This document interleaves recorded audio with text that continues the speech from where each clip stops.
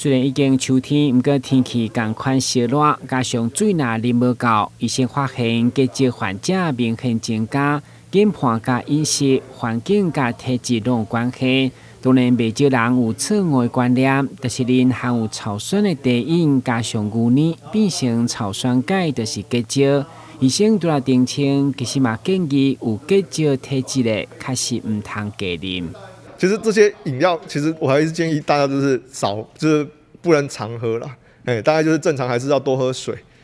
因为饮料多喝，你会说会结石，这是还没有证实说一定会产生结石。可是如果说你是有结石体质的人，你自己本身就是水就要多喝。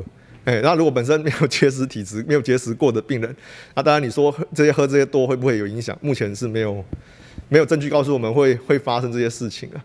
而当然，如果你是之前有结石过的病人，那这些东西你当然是要尽量去少碰，然后另外就是要多喝水，来避免这个结石的再形成。医生进一步表示，多数结石平常并无任何镜头，嘛无一定会痛。有一名48岁女性，则因为泌尿道感染，疼到歪腰，就医才发现是腰肌正平生了7公分的六角性结石。